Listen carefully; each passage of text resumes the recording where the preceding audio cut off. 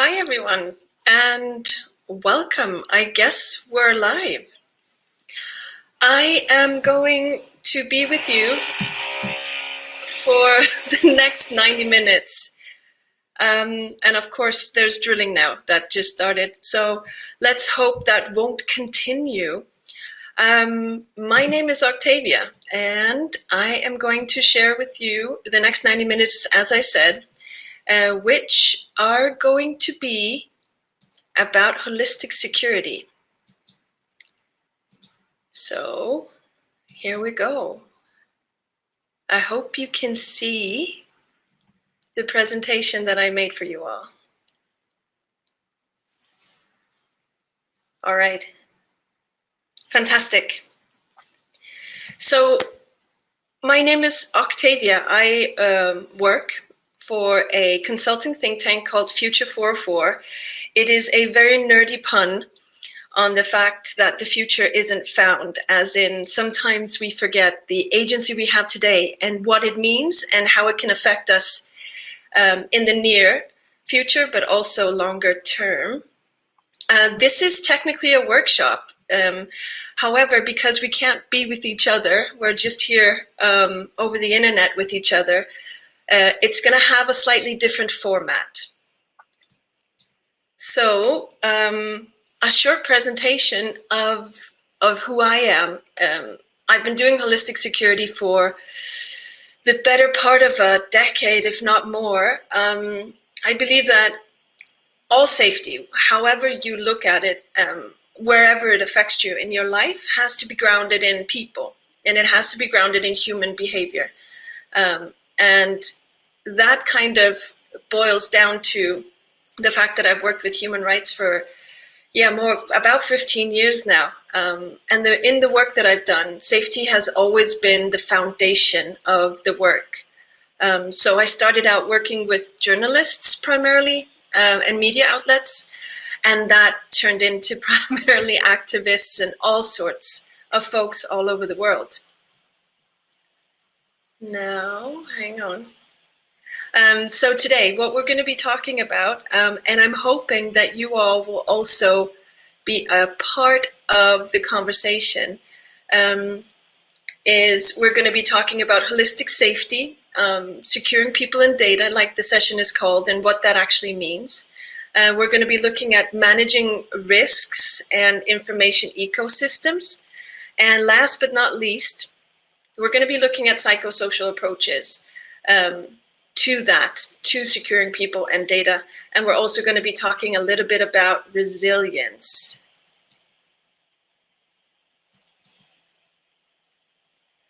So I want to make sure that I can see all of you all and your comments, because the first part of what we're going to do is we're going to talk a little bit about who we are as a group together right now, and in one word, how we feel.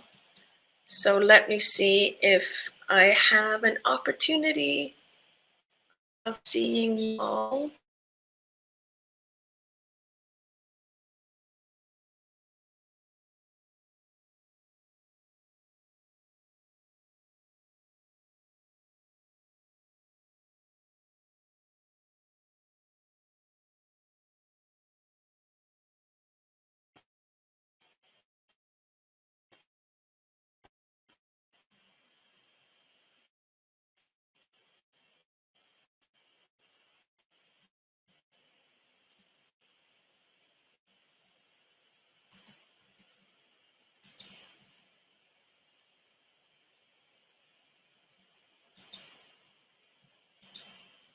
Okay. I see. Okay. Well, when we talk about holistic security, it's really important that we remember to talk about who we are in the room and who we are in different settings. So for instance, right now, thinking about how you feel, how your body feels, how are your shoulders, how did you sleep? All of those things really matter when we talk about holistic security. So if you are with people right now, ask them how they are, and if not, think about it for yourselves. So holistic security is the idea that security is more than just a digital or a physical thing. It is also psychosocial, and it has actually many other layers. So just like onions, Tor is not just an onion router. Everything that we do has multiple layers. So what I'm hoping to do is to highlight the methodology of holistic approaches and see what we're trying to build when we're doing the work that we do. The holistic approach, as I mentioned, has three factors. It's digital, physical, and psychosocial. How they interact with each other and what they mean can be very, very different. And at the root of that is who we are and what we're trying to do. So the holistic approach is fairly successful in mitigating and minimizing the risks to human rights work because we look at multiple factors.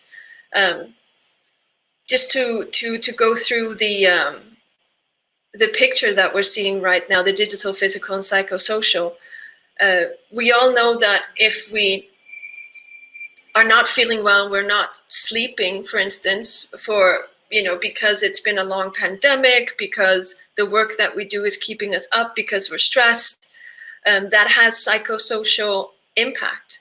It doesn't mean just that we can be grumpy.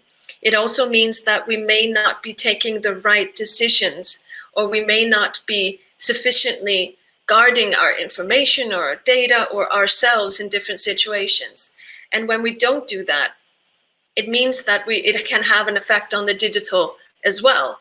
So when we're tired, when we're grumpy, if something is happening, if we don't feel secure in the environment that we're in, we may forget that we're communicating over a digital platform that isn't secure.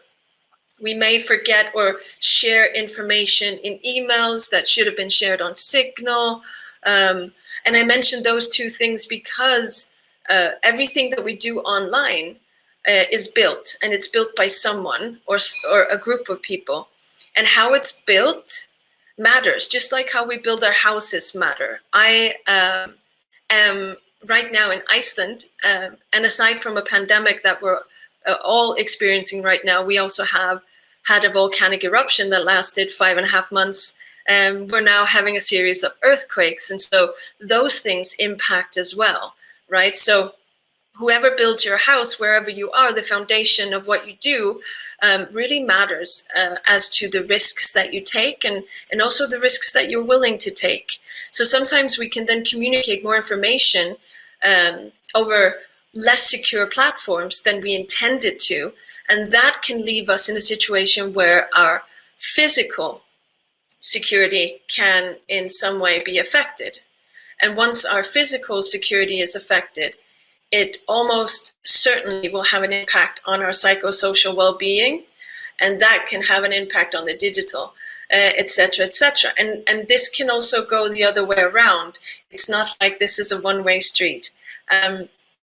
So this is sort of the importance and the underlying foundation of holistic approaches to safety. It's considering how all of these three and multiple other layers are entwined, what impact they have on each other, and what we can do, more importantly, to mitigate the risks that we have, and the agency that we have to have an influence. Because by using safer tools online, we are safeguarding our physical presence better. And by doing that, we will feel better, and the anxiety or our worries will lessen. And once they do that, these they intertwine.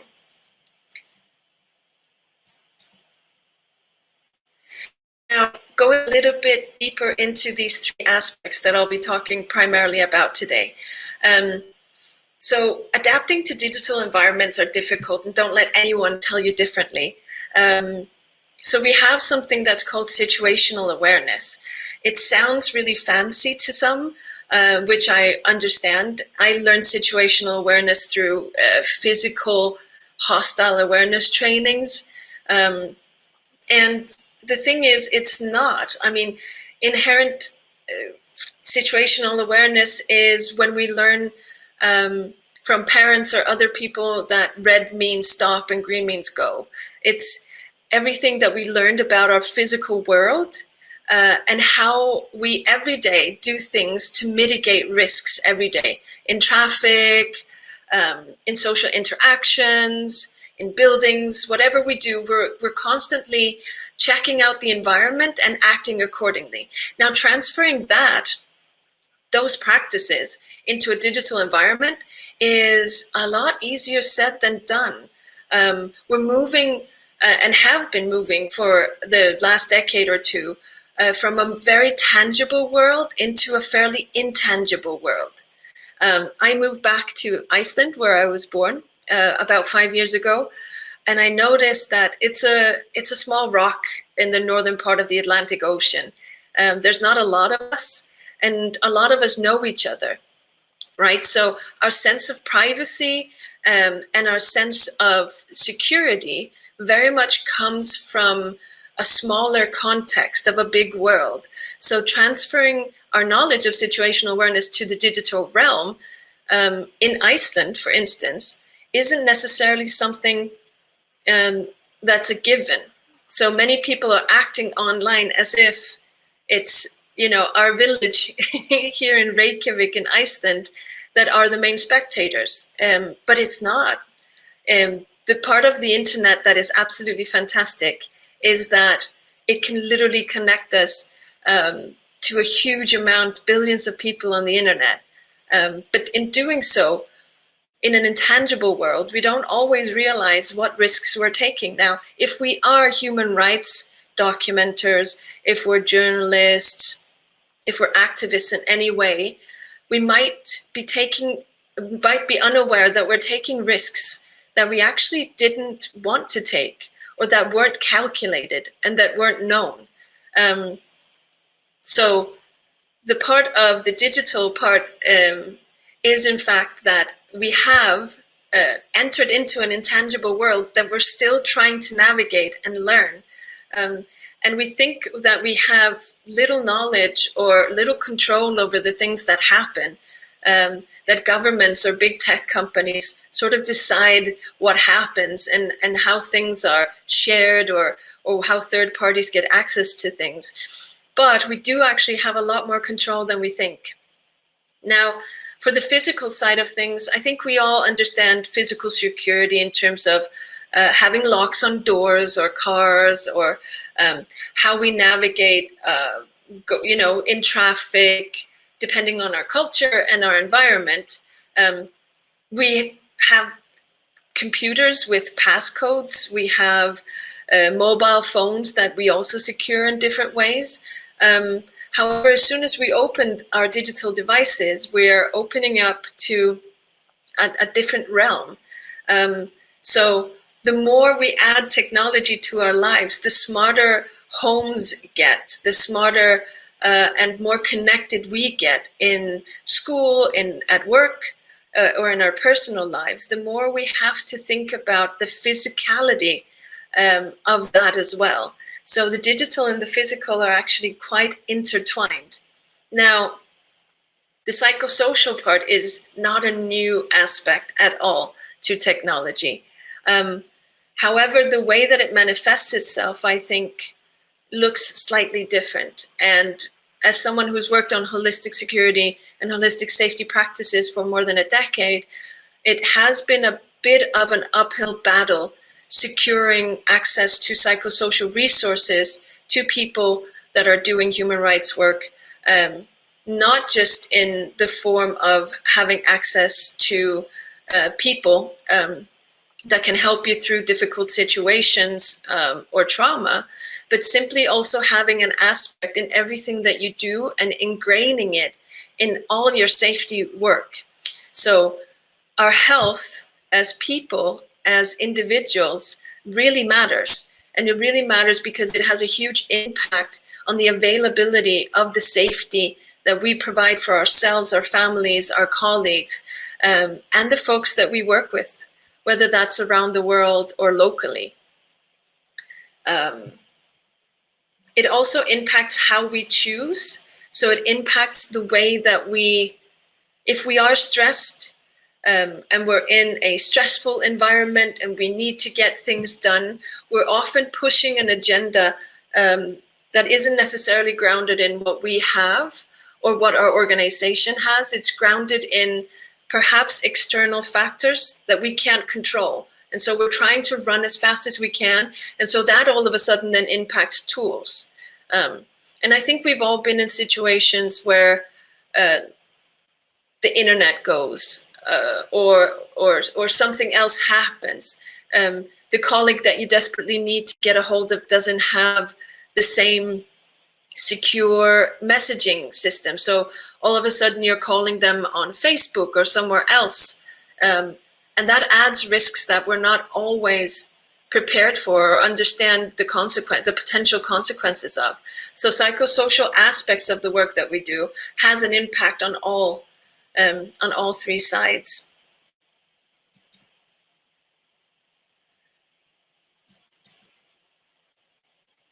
So a big part of holistic safety is thinking about things in layers. Now, the first thing that I wanted to go through with you is how do we even manage risks? You know, what is a risk? How does that work? How do we even know that there are risks? A little bit later on today, I'll be talking about desensitization. However, to start with, we're just going to be looking at risks, how we deal with them in our work, how we deal with them in our personal lives. And then we're going to talk a little bit about the difference between risks and threats. Now, I was hoping we could have some sort of a group exercise. That's not going to be today, but we will be able to go through the different parts of the exercise just together.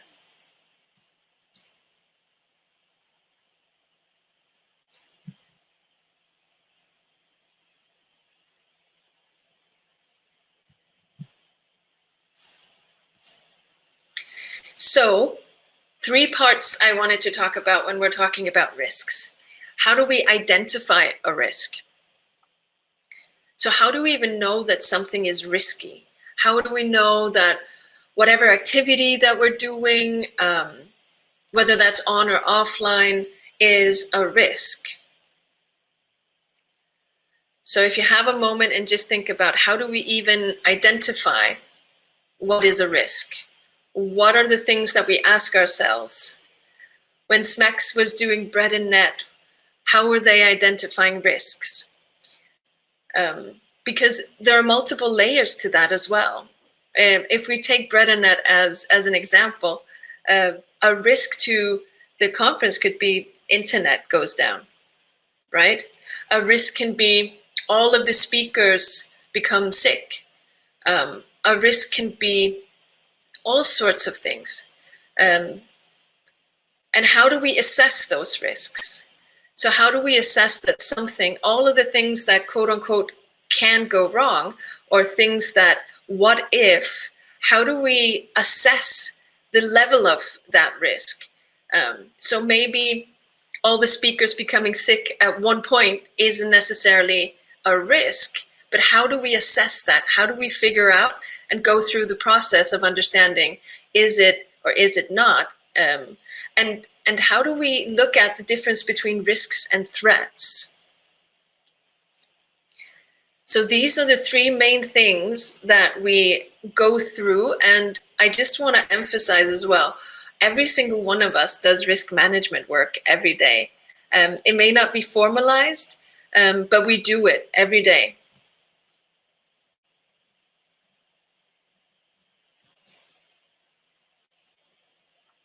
So I'm not going to be able to do this group work with you, but I do want to ask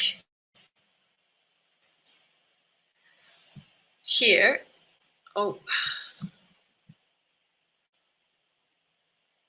what is the difference between a risk and a threat?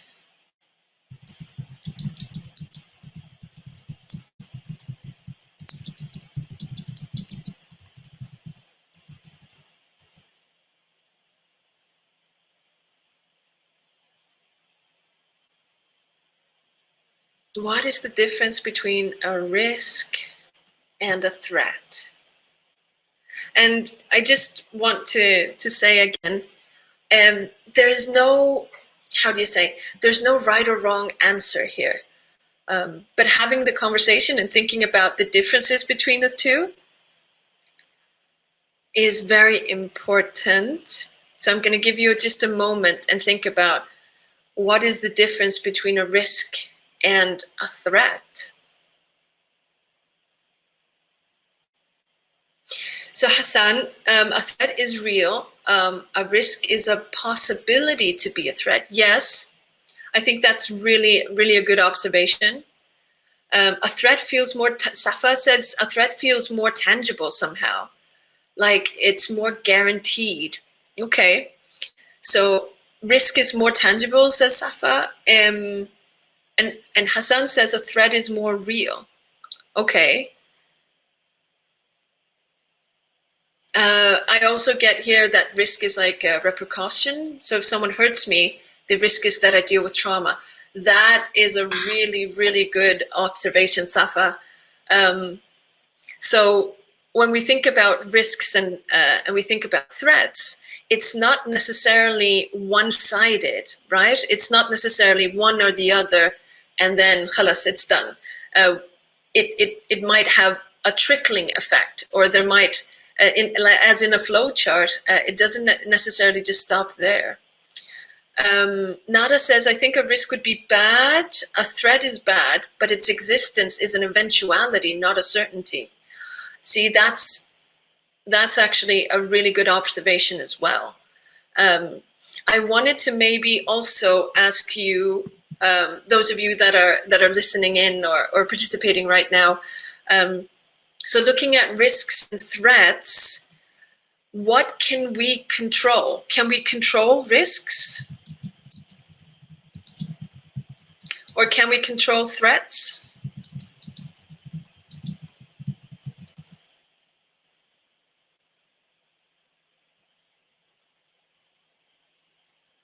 And the point that Nada makes, that a threat is an eventuality. It's not certain. I think we're all coming together around narrowing down that there is a difference, but we don't necessarily feel the difference between risks and threats, right? That to some, a risk feels more tangible, if you like.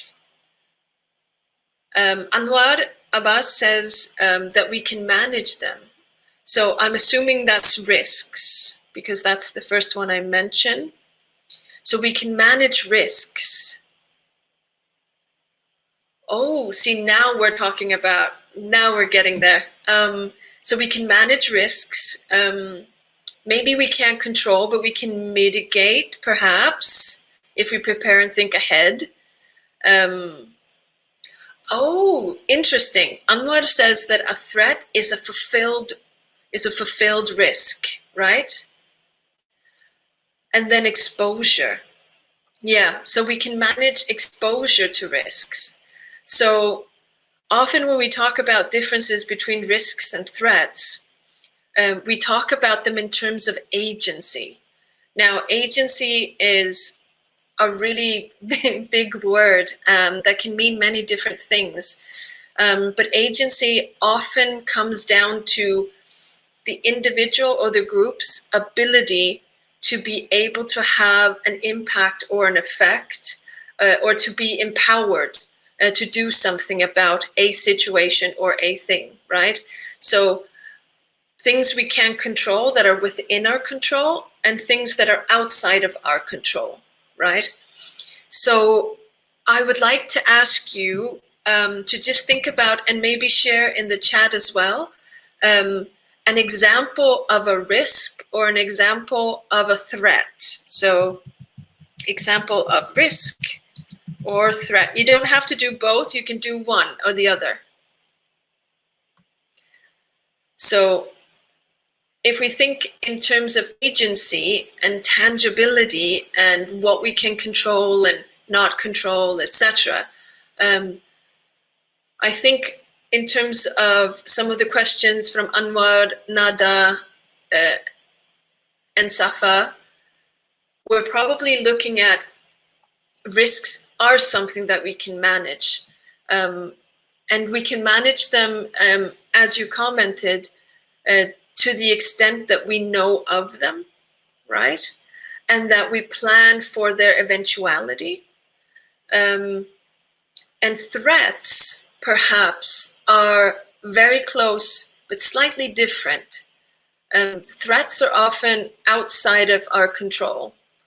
However, threats are risky, aren't they? So the level of what we can control is probably different between the two. So I'm just going to give you just 1-2 moments to think of examples of a risk or examples of a threat. So what is a risk example? What is a threat example? And maybe to make things easier, we can use Bread and Net as the event as an example, if you haven't already thought of something. So what can be a risk or what can be a threat?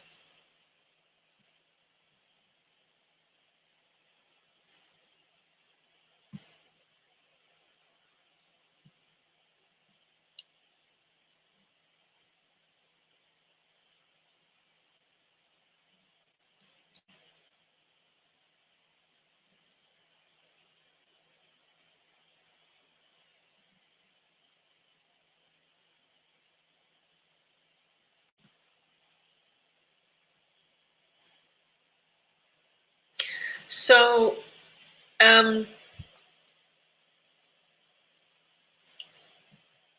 risk is often, perhaps to use an example, is often something that has the ability to disrupt, right? So, perfect. So Safa says, threat, let's say my account gets taken over. Risk, my sources get exposed to a bad guy. The baddies, right?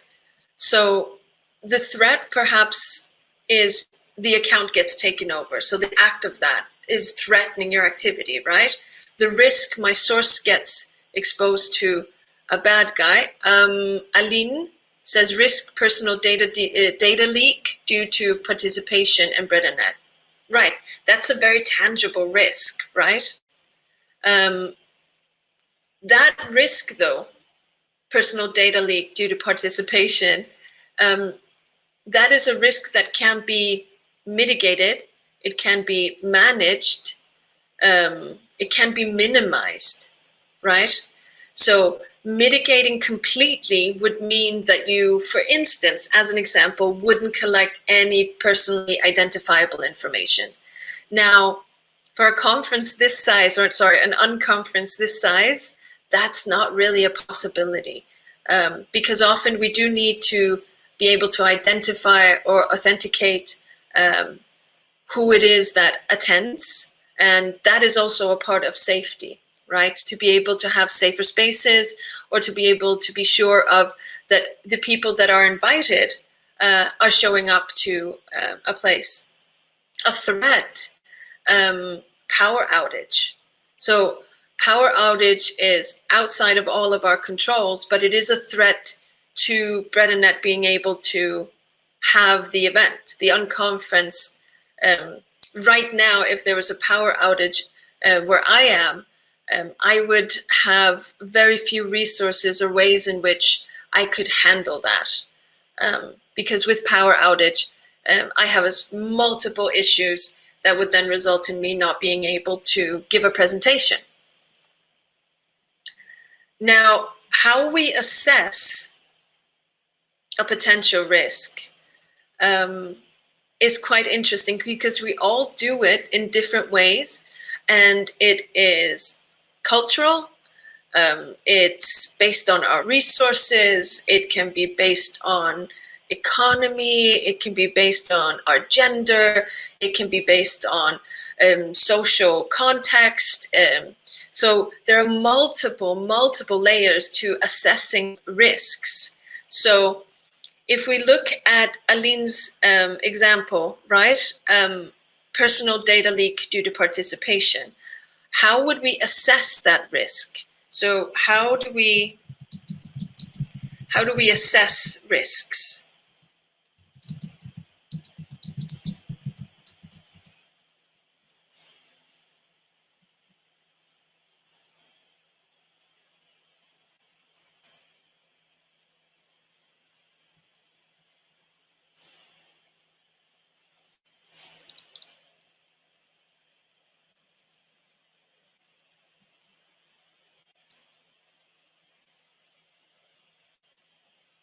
And it's perfectly fine, and I highly encourage that you think about all the different aspects of this. There's so many ways that we can assess the risk.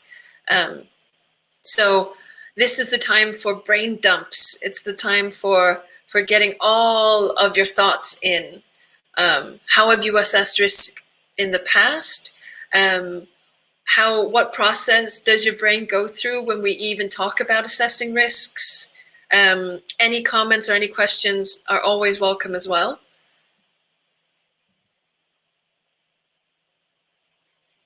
So the assessment of a risk. And I used Aline's example, and I'm continuing to use Aline's example, but you can also come with other examples with your assessment of that risk.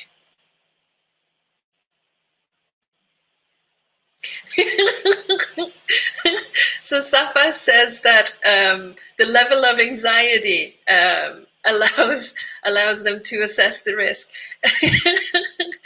That is such a good point. That's such a good point. Because anxiety exists in all of us, in some more than others. And it's such an important factor as to how we also conduct the work that we do, and what we're comfortable with doing, how we do it. Nada is also on the anxiety wagon on this one. I am as well. That we count the possible points of failure.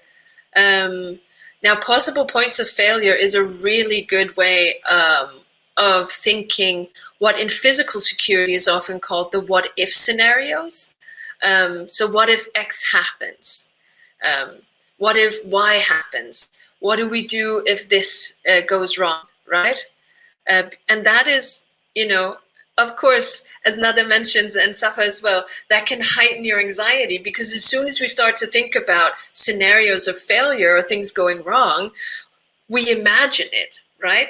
So we imagine, oh, what if the power did go down? What if the continuing, threats or risks that we've identified are to heighten because of some change in the situation that we're in? But it's not all bad, because as we go through that, we're also familiarizing ourselves with things that we perhaps haven't thought of before. And by familiarizing ourselves with it, we have the opportunity to be able to maybe not control, but manage those situations, and by situations, the risks, a lot better. Now, let me go a little bit further with you. So we've talked about, so May says, first step is to collect information about the risk. Absolutely. Another great point. So the more we know, the more information we have, the better we can assess a risk. If I can ask May, what type of information would you collect?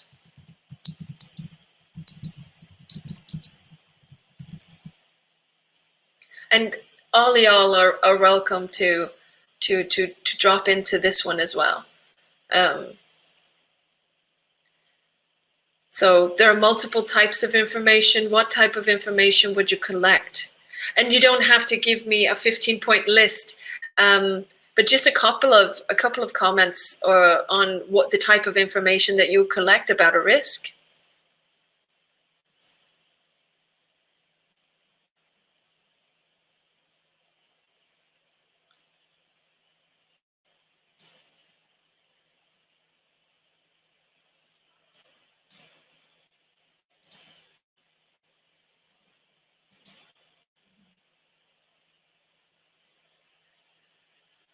Oh, very good.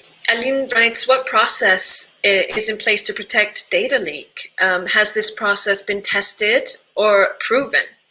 So this is a very concrete way to look at assessing a risk, right? So is there a process in place to protect data? But even before we look at processes to protect data, we would identify the multiple points that would be risks to that data, right? So we'll be talking a little bit, I'll be talking a little bit later about information ecosystems. But level of harm or probability. Safa, I'm gonna touch on this probability of risk a little bit. So usually in a workshop, and I'm not going to go far into that, I can talk about managing risk and holistic safety for days on end. But in a shorter presentation like this one, I just want to go through the points that if you can do that at home or in your work or in your communities, is to work together on a risk list. Now, a risk list is simply any type of note that you might have digitally or physically, where you just write down what you perceive as risks to your event, to your organization, to your person, to your processes, whatever it is that you're doing, right? A couple of more, for instance, in Palestine, we should include the risk matrix in all project proposals. Yeah, I don't know, but like, these are like the happy hands for that, absolutely. So May mentions that they have many risks during the implementation stage. Every start is or can be fragile or vulnerable. So absolutely. And Anwar says consequences, right? So what are the consequences of doing a certain thing? What are the risks and what consequences does the risk have? May, again, very good. An escalation on the Israeli side is a very tangible thing to mention in that. So that is definitely a risk. So going through this next slide is, working together in your teams or wherever you work in your communities, of creating an actual just brain dump of risks. So anything or everything that you can imagine. If there are any techies out there that work primarily on the technical side of things, this is the scenarios that is often called the hit by a bus scenario, I believe. But it's just to show that our risks can be psychosocial, they can be digital, but they can also be physical.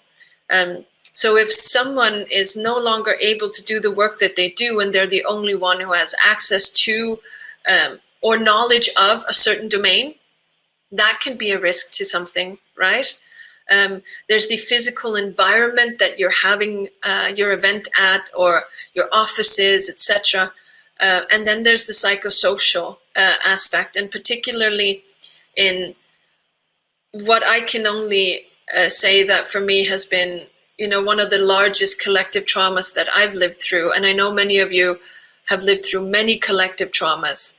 The current pandemic that has affected, huge, like all parts of the world, is definitely something that has a huge impact on our well-being and our psychosocial care.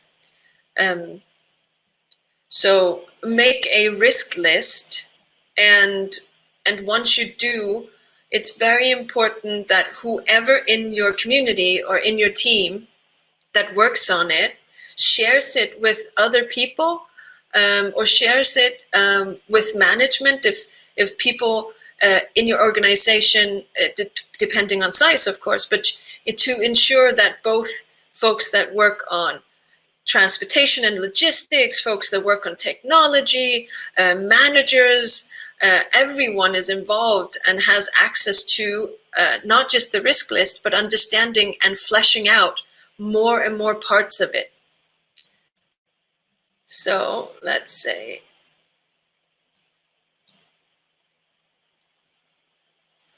now, once we have a long list, and risk lists can look like all sorts. Some of them can be quite technical in nature. I think some of you mentioned data leaks. A lot of the folks that work in technology perhaps will look to very specific information management security matrices and look primarily at the digital side of risks.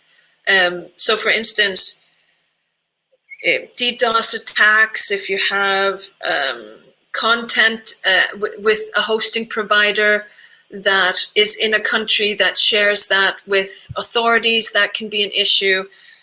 The amount of how many users have access, what type of access do they have, access controls in general to whatever drive you have or server, physical computers or servers. But if you have risk lists that have very digital heavy topics on them, I encourage you to look at more physical sides and psychosocial sides to that, right? So what if someone, what if your CTO, so the person in charge of all the technology, has a burnout and is away from work for 3 to 4 months? What if your managing director needs to have a 2 to 3 month break or longer?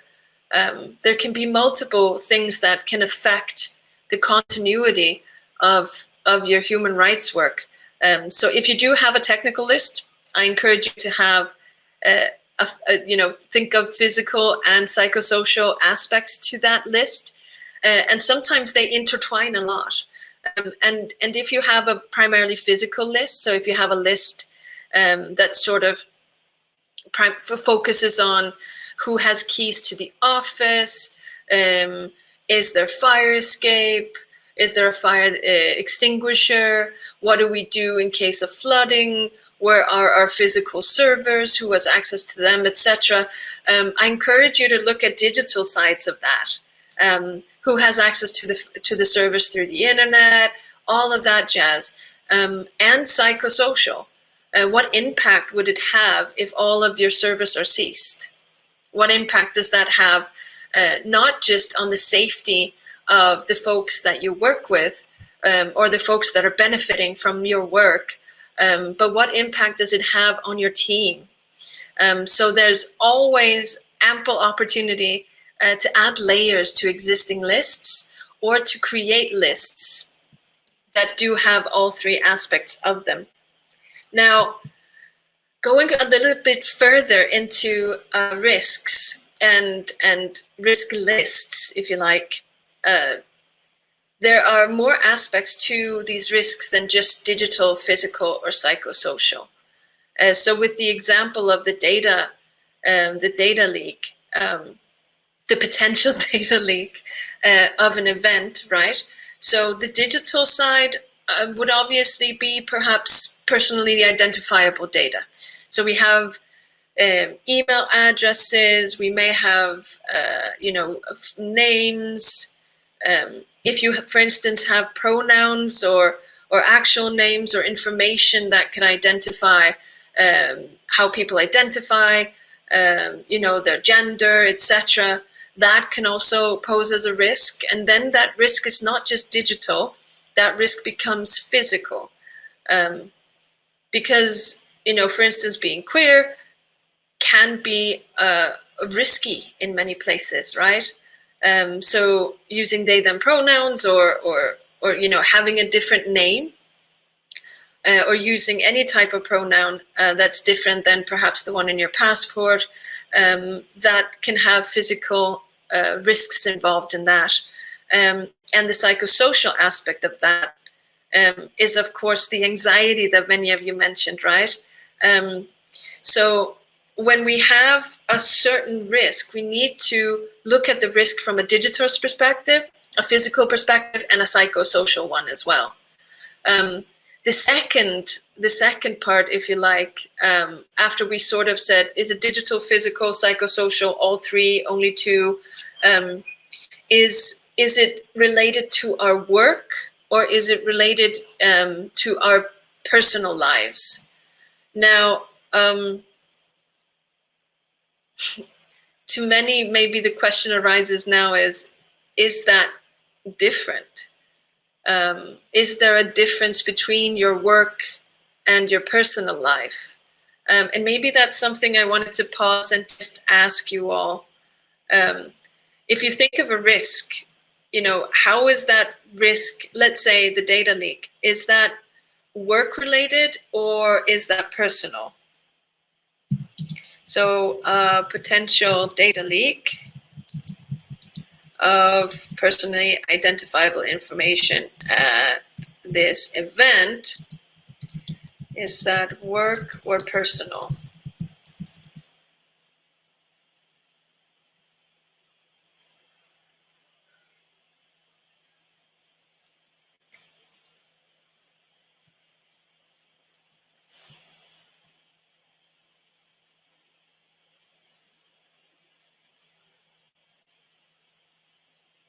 So once we've identified a scenario or an event, whatever it is, digital, physical, psychosocial, and the next one is it work or is it personal? How does this relate? Safa says personal, and that they also, say that there's not a clear divide for them. So they use the same name for work as for banking, as for doctor's office, etc. Exactly, and I think you'll find if you get into doing this work, doing this, a little bit maybe boring but very necessary steps into managing risks from a holistic perspective. And I say boring because it does take time, and if there's something that activists and folks working in human rights don't have most of the time is time, right? So it can feel like it's really long, but I can tell you it's very much worth it. But there you will find, like Safa, that there isn't a huge work or personal divide. Most folks I know don't have or don't work in places where you have a work computer and a personal computer. That means that you use your devices for both work and personal. You use your mobile phone for both work and personal. You speak at a conference and people contact you on your social media.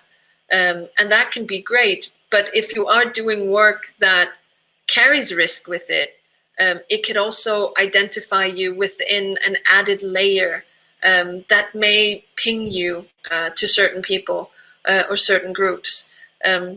So the whole thing about work and personal can be quite blurry, but somehow trying to chalk up a line between, so what is primarily work and what is primarily personal, and compartmentalizing to the degree that we can, which is really difficult, is always a good question to ask. So what are the risks that we're taking at work, and do they impact me personally? Now, a part of why this is a huge part of holistic safety is the fact that even though we all carry and are, I'm very, very much in disagreement with Zuckerberg when he said 2007 that we should all have one identity online, because we are not one identity. We carry many different roles in many different communities, in our families, in our work, in other communities, places we're a part of, and we should be able to have that as well online as we do offline. So how does your work and personal life intertwine? And the psychosocial aspect of that is that even though you have different roles in different groups or different communities, you're still one person, and so you carry things with you regardless of where they happen. And of course, the last part is the identifying whether things are risks and threats, which often boils down to understanding what agency do you have, or, you know, for the lack of a better word, control do you have of the event that's happening? Is there something you can do to get around it, for instance? Now, I want to come back to one of the things that you said earlier, which was not just consequences, but probability. So once we have all of these risks added up together, we have a risk list. We've sort of gone through, are they work, personal, digital, physical, psychosocial? A really good way to look at them and figure out where they are, or how much of a risk, or to assess them, is looking at impact and likelihood. Now, when we talk about impact, we're talking about the consequences. So what consequences does the risk have on your life, on your role, on your job, on your work, on the people that you work with? So what is the impact of it? So straight back to the consequences of it. And the second part is the likelihood. So what are the chances of this happening? Is it a high probability? Forgetting a password, for me, is a high probability. So it's very likely that I forget a password. The impact of it can be huge, both for myself as a person and for the work that I do. However, I have great ways to manage that, and I can mitigate, or if I can't mitigate, I can minimize that risk by using a password manager, for instance. So impact and likelihood is something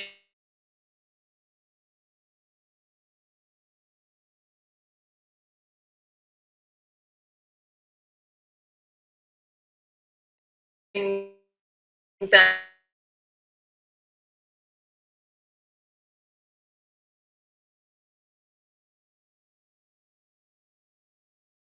is very much so.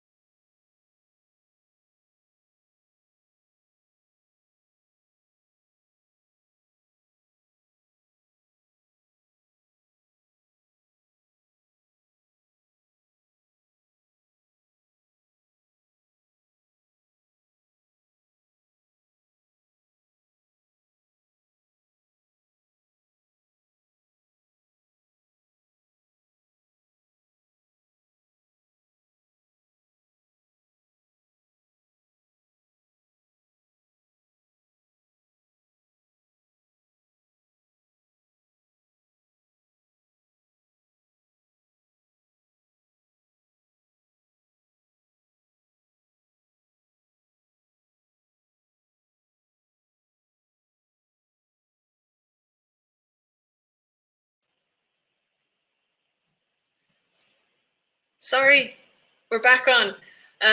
You didn't miss much. It was simply talking about high impact and high likelihood. So this is a matrix that you can draw up quite quickly, and then you can look at. So, for instance, forget password. What is the impact of it, and what is the likelihood of it? And so the most, how do you say, the highest risk is, of course, has a high impact and high likelihood.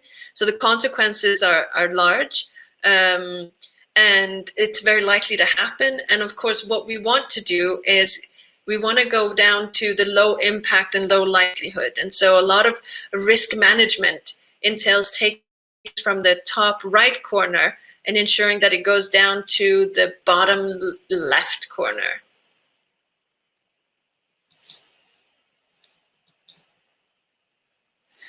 It can also look like this. You can look at a program that you're running, a project or a process, and this is basically the Excel sheet, if you're an Excel person, that you can look at. So you sketch out an incident or event, the risk or threat aspect, a description, is it work, personal, or both? Is it digital, physical, psychosocial? Where does it fit into one of these four? So the high impact, high likelihood, which we really don't want. We want as few risks as possible there. And then it goes all the way down to low impact and low likelihood. And then the last one talks about mitigation or minimizing strategy. So what are we going to do now that we know that this is a risk to whatever it is that we're doing? I am going to swerve over here and look at information ecosystems. So as I mentioned briefly here, and some of you may know, but there's something called data classification. And what data classification is you mentioned sort of earlier, I forget who it was, but one of you mentioned, collecting information. You need to collect information to be able to assess a risk. And so information in general is a huge topic, and I wish I could talk more about that today. But understanding what information we have and how we classify it is really, really important to understanding how we mitigate risks. Not just information about the risk, but information that we collect in our work, so the content that we're providing, the information that we have about the folks that we're supporting, our colleagues. If you work in management, you're probably going to have a lot of sensitive information about employees, if you're in human resources, et cetera, and being able to classify that information gives you a really powerful way to start using your agency to secure some of the data that you have access to. So mapping out information has really only, in the beginning at least, 4 points to it. So what kind of information is it? Where does it reside? So where do you have it? Is it on your local computer? Is it on your phone? Is it in a cloud somewhere? Is it on paper? Is it in, only on paper in an office and there's no fire extinguisher, right? So where does it reside? It's also what is often called data at rest, right? And who has access to it? Is it in a password control folder on your server and only 2 people have access to it because it's sensitive? And how sensitive is it? So what is the information? Where does it live? Or where do you store it? Who has access to it? And how sensitive is it? Now, often you have 3 points of classification. Some of you may work with 4 points. I've worked with clients and organizations that have 6, but it all depends on the work that you do, right? And so often we talk about secret, confidential, and public. Now, obviously, the word secret is loaded, but it's really perhaps very sensitive information. Confidential is information that shouldn't be shared to everyone, but perhaps can be shared within an organization or with a partner organization, but not publicly. And publicly is basically all the information that you would have on your website. So if you'd have it on your website, it would be public. Now, a good exercise to do when you're looking at classifying your information or your data within to map out an information ecosystem is to look at personal data and files, right? Is to look at data related to human rights activities and work. So doing human rights activities, you don't necessarily have all of your work there. There can also be other work that you do. What's the difference between the two? Looking at the browsing and the browsing activities. So what do you access through browsers? What do you store in browsers? All of that. And then you have email, text, and other sort of communication and messaging software. Now, this is taken from an amazing book written and compiled by a ton of different organizations. I believe Tactical Tech at the time, yeah, so it's literally called Holistic Security. It's a good one. It's also online, and I can share a link with you as well for that. So this is taken from there. And it's a really good way to look at information at rest. So where do you store your information? And going through that is a really useful exercise, particularly in data classification, because depending on what classification your data has, you will want to store it in different ways, right? So as an example, and again, I will link to the Holistic Security website, financial documents in electronic form is here. Where do you save it? It's on a secure shared folder, on a file server. The executive team can access it. How sensitive is it? It's very sensitive. And how are you going to protect it? Well, in this case, the example says saved in a hidden encrypted partition. It's backed up daily to encrypted hard drives, right? So you have double layers, right? So you encrypted the data as well as you stored it in a backup. Program reports for censorship campaign. Again, it's you save it on the documents folder. The team members and the program director have access to it. It's confidential, so you're probably sharing it with whoever is giving you money to do the work, right? So whoever your client is, whether that is an NGO or USAID, and saved in an encryption partition as well. And then another example down here is the InDesign. So Adobe InDesign. So where does the program reside? It resides on the Web Content Manager's laptop. Who can access it? Well, the Web Content Manager, who has access to that laptop. It's confidential and it has a license and is password protected.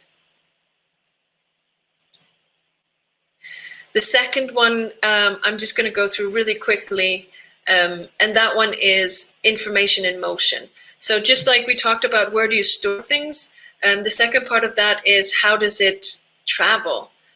So a part of the information ecosystem is the understanding of not only where do you store your information, because I'm a clutterer, so I have to take other precautions. I can have stuff on my computer, but I also have stuff on a cloud service that my company has set up on a virtual private server.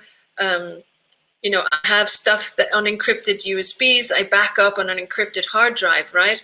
So how does my information travel between those, and how do I share information with my team, with clients, whoever it is that needs to have access?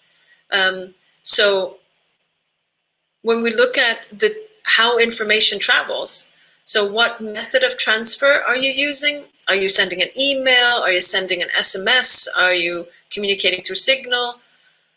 Who has or wants access to it, right?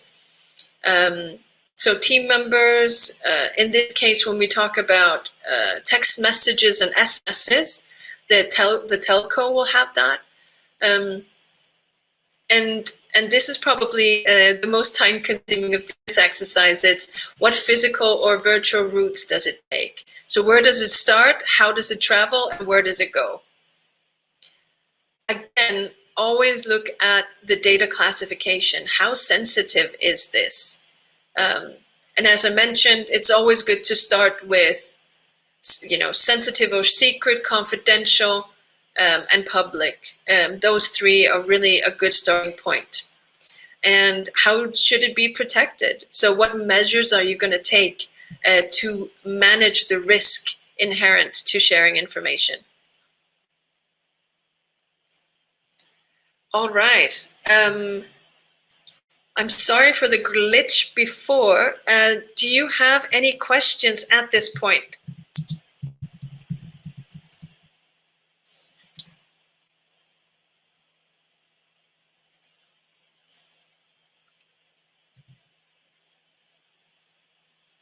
We have about 20 minutes left, and I think I'm just going to make it in time.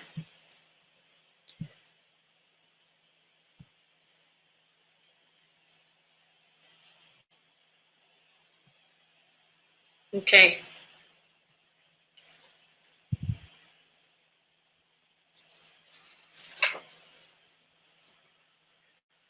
All right. The last part of holistic safety, and we've gone quite quickly through many of the aspects or many of the layers that we need to think about when we try to make our safety more holistic or add on more layers to it, is the psychosocial approaches and resilience.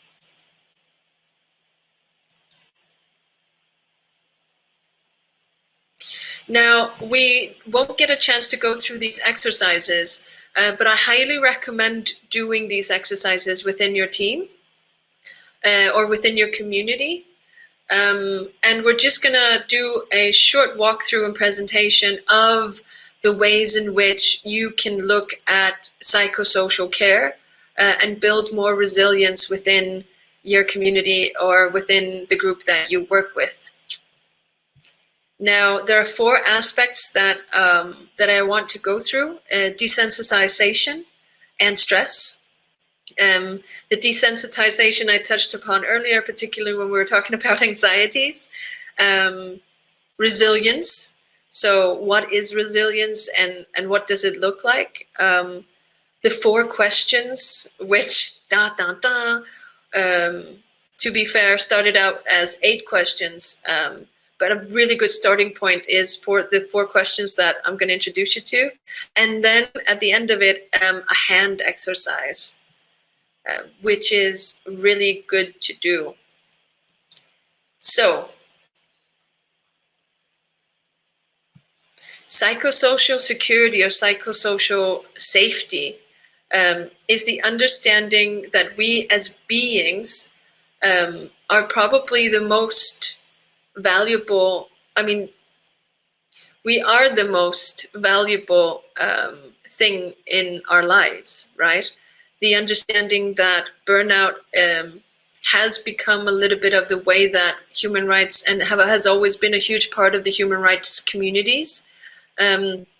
Looking at psychosocial security is looking at the resilience and looking at how you as a manager manage teams, as you as a team member participate in that, and how you as an individual set your boundaries of the work that you do and the way that you do what you do. So there are 4 questions that are really good to sort of solidify psychosocial safety. And those are also connected to the managing of risks. So who are you? And that's from a holistic perspective. So who are you? You can be, I am an advisor in a think tank. I am also a friend. I am also a sibling. I'm also someone's child. I carry many roles.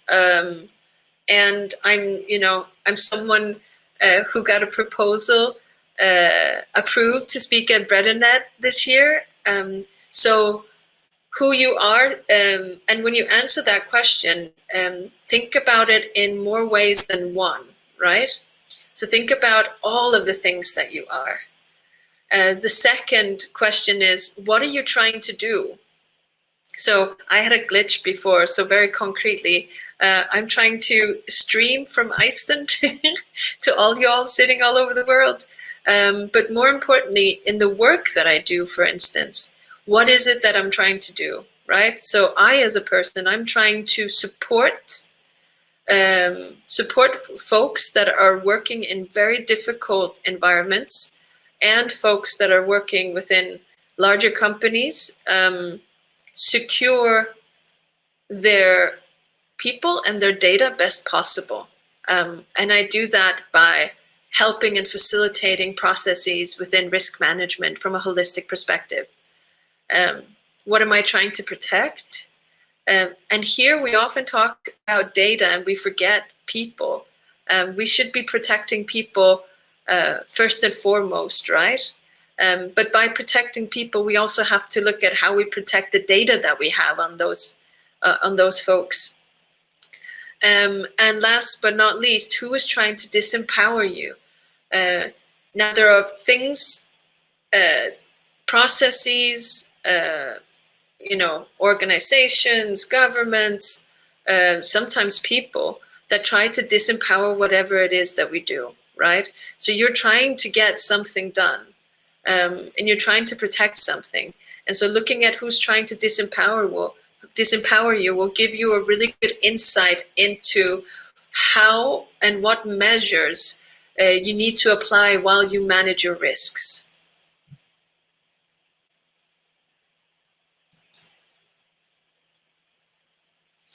So once you've done that exercise, I don't know how many of you have experienced stress, or how many of you talk openly within your organizations or your communities about managing stress.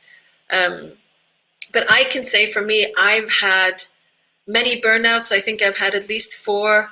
I've also had a complete flame out where I had to, go back and take a leave of absence for 6-7 months just to figure out, okay, so why was I so burned out? What had I not done, or what had I done, and where was I, and how was I positioning myself? And setting some boundaries for myself as well in how I do my work. And so I've experienced a lot of stress in different ways. Now, stress is not always a bad thing. It can also be something when you're working towards a deadline, it can be an extra boost for you. But the 3 things that you can probably gain a lot of knowledge about yourself and your colleagues on is by looking at what is the most challenging thing about the work that you do. So what is the thing that makes the work that you do most challenging, right? And that can be the operating environment. It can be that you can't sit in a room with your colleagues right now. It can be that you have clients or donors that have a very complicated or complex reporting structures. It can be all sorts. So those, again, looking at challenges from a digital, physical, and psychosocial perspective. And then starting to identify what part of those challenges are stressful, right? And to what point that stress is desensitizing you. So I've worked within queer communities, and a huge part of the desensitization there has to do with being subjected to risks constantly, or over a longer period, or hate speech or hate crimes for a long period of time, right? And so we, at a certain point, we just don't even see it. We're too desensitized to the fact that this is happening because it is reoccurring. So those 3 steps in the most challenging thing about the work that you do, in that, how do you identify that stress, and how much is it, are you, brushing it off a little bit because, that happens all the time anyway, and looking at desensitization in that. Now, in terms of managing stress, it's important to also remember that there's a lot that we can do, and there's a lot that we have agency over when it comes to tackling and managing stress. So self-esteem, so what contributes to your self-esteem is a really, really good one to write down or to talk about in your group. Confidence, what gives you confidence, what abilities help in increasing self-confidence. Strength, I think all of us have gone through things and have gained strength from those experiences. So looking at what strengths you have and how they have actually helped you succeed, right? And courage. Where does your courage come from?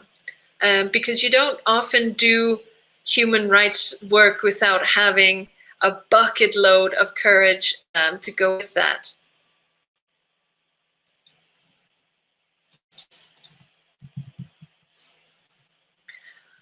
Now, once you've gone through that exercise, and I will also make these notes or this presentation available to you all, but once you've gone through that, you have a pretty solid idea. And so when you look at managing stress, whether that's at home, at work, two really good things in terms of kind of scoping out or having a better understanding is to write down a symptom that you've experienced during stress. So let's say I was stressed before talking to you all and giving this presentation, and a symptom I had was clammy hands. That's very tangible, right? So you get a little bit of clammy hands right before you have to do something where you're like, is this going to go okay?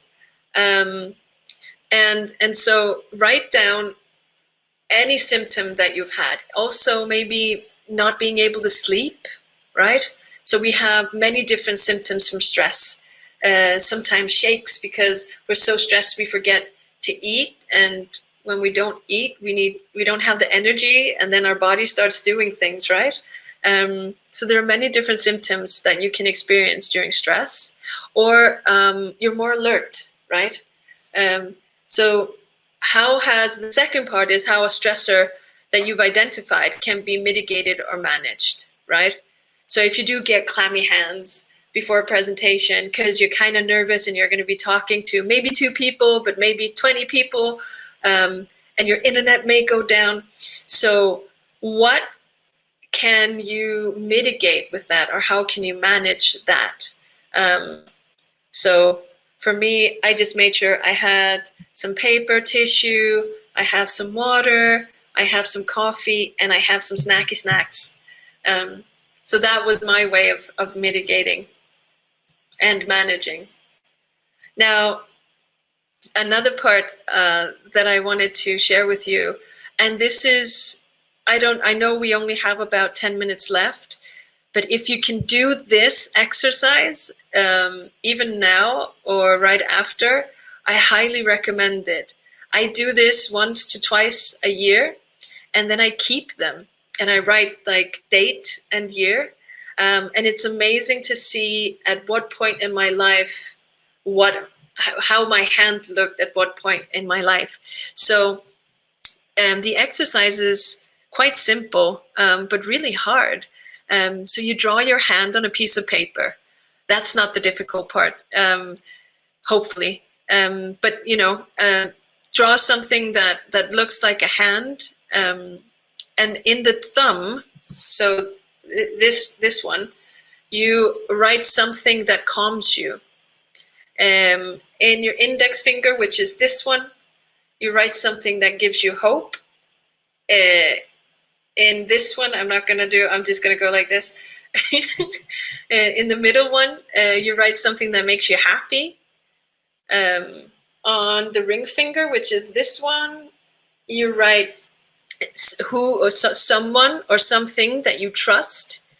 And on the pinky, you write something that motivates you.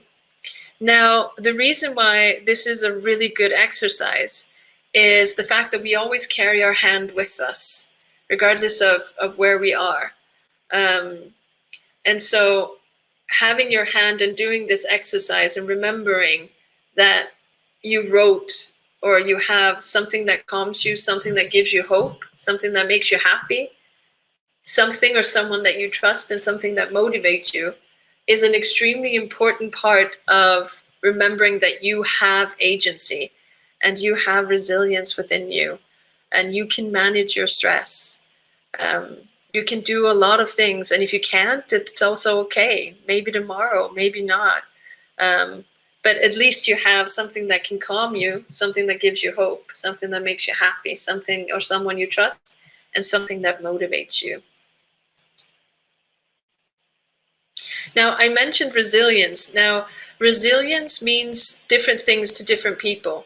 I also work as a lead auditor doing work on information security management systems for clients. And to many of them, resilience has to do with concrete information technology management systems, right? It has to do, it's a very technical thing.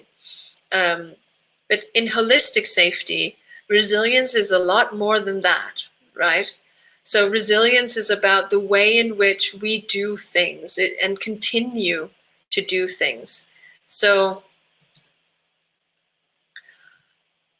in essence, resilience is how we cope with environments, circumstances, or events. So resilience is basically what coping mechanisms we have when stuff happens, right? And a lot of the coping mechanisms we have are deeply ingrained in us. And they come from our experience, and they come from our communities, and they come from the conversations that we have and the resources that we have access to.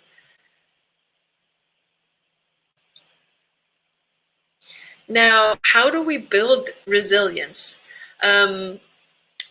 There are three super important parts of building your resilience. First of all, we need to acknowledge that we can have negative resilience and we can have positive resilience. Negative resilience is often related to using alcohol or other things to sort of, to deafen our stress or to calm us down. It's really great. But as a person who's done this work for a while, I can tell you that Dr. Johnny Walker is a terrible psychologist. He might be listening that one day, but he really isn't the best of psychologists. And so if we want to have positive resilience, we have to first of all recognize it. We have to recognize it as a part of the work that we do. We have to foster it, not just within ourselves, but we have to foster resilience and safety in the culture that we provide at work and at home. And we have to plan for it. And so planning for resilience means also providing time and space for people and ourselves to think of and work on our coping mechanisms, work on our resilience, have moments in our communities where we come together and build the solidarity that we need, not just within our community, but with other communities. So the connectedness is super important. Understanding the availability of resources, that we do know how to and have access to resources to manage our stress within us, and that through planning and procedures where we can within our work, we can build more resilience and positive resilience within ourselves and our organizations. So first of all, I just want to acknowledge that solidarity is absolutely revolutionary. Solidarity is something that we give to each other. And as I mentioned, we foster a culture of it. And solidarity is something that we should share with each other with compassion. So I think those are the most important parts in terms of how do we build solidarity. and solidarity as a part of resilience. Now, we're at the cat stage, which is any questions. So, does anyone have any questions to the presentation or to anything that I've said?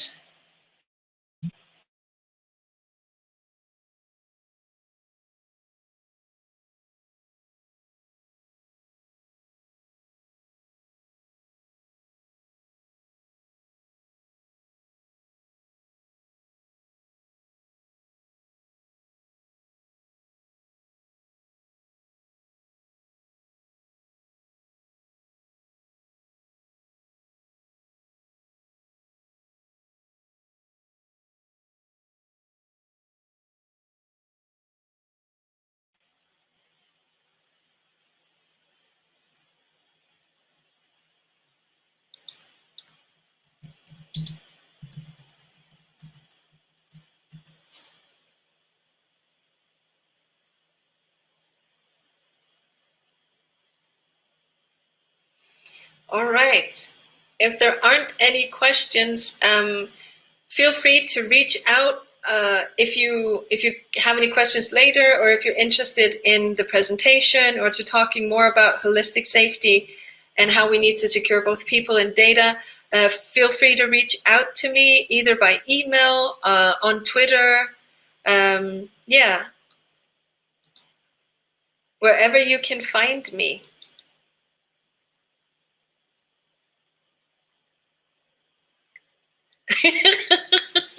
Catastic. And show, maybe one last thing, show each other compassion. You're doing amazing and you're doing great work. So be compassionate to each other, of course, but to yourselves. Mohammed asks me, sorry, any books and websites? Absolutely. Absolutely, Mohammed. I can share with you a couple of them. I also just maybe in the end want to acknowledge that this presentation is made possible by me being in this community for 15 years, by talking to a bunch of folks, many of you all, about security and safety, by tons of communities that have showed me the gracefulness of listening to me and answering questions and educating me about a lot of these things. So shout outs to people like Gus Andrews, of course, Mohammed Najim, and Bread and Net, who've done amazing work. Tactical Tech, who also had a presentation earlier today. The SAFE Initiative with IREX, all sorts. So let me just share this link with you. Unfortunately, the book that I was showing you, I don't think is available anymore in a book form. But I can share this, and I can also share with you, let me just stop the sharing. Here we go. I can also share with you a resource guide that Gus Andrews did. So I'll share that with the organizers, because I think we're running out of time. But thank you all so much. Thank you for listening. Thank you for your questions. Feel free to reach out anytime. You can also reach out to me on the website future404.is. So thanks a bunch, everyone.